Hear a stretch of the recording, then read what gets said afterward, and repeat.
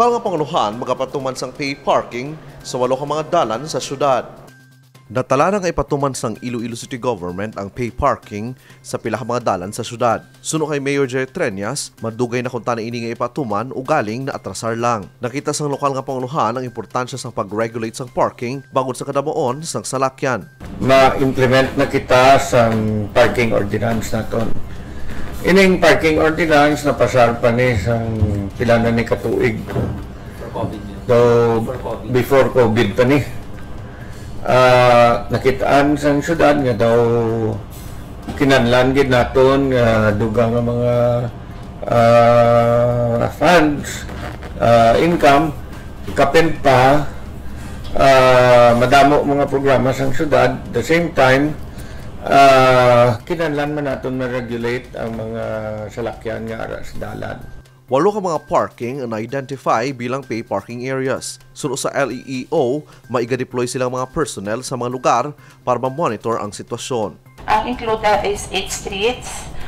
We have the Calasans fronting the San Jose, the Aldeguer Street, the left side, kaya ang right side nato may temporary stall.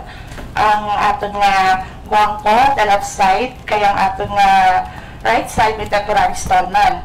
We have also the Macayo Peralta, except the front of Congressman's office and the Bureau of Fire.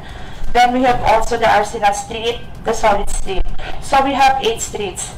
So sa napasar ang ating ordinance, nagpa-deploy kita dira sa ating enforcer para to survey the streets. And also, instructual naman, iplanoan natin kung paano siya i-employ ang mga tao natin.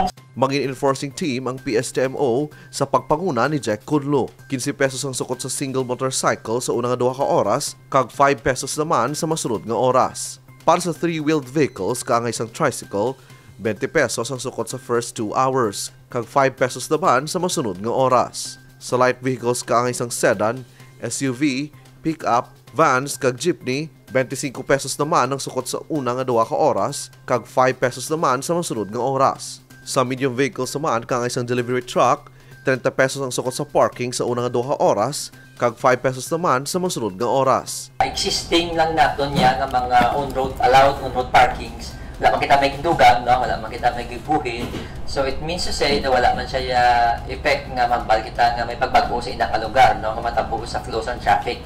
Wala man because existing lang naton nga mga allowed on-road parkings. Ang difference ng subong kay may nakitaya sa pay parking ordinance, so siningon na bayad na kita, no, instead of mapark lang kita dira.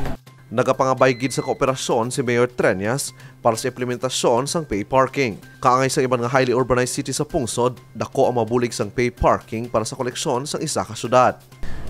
Pangayuig ko sang kooperasyon sang tanan, kinanlan tagid ni, I think madamo na sa mga highly urbanized na mga cities nagasukot na sang parking sa iladalanon. Ang example da siguro is Makati, Cebu, ang iban nga mga NCR nga cities. Napasar ang pay parking ordinance ang Marso 8, samtang mga inepektibo ini matapos ang publication sa newspaper. Kevin Patrick Casipe para sa Level Up Patrol.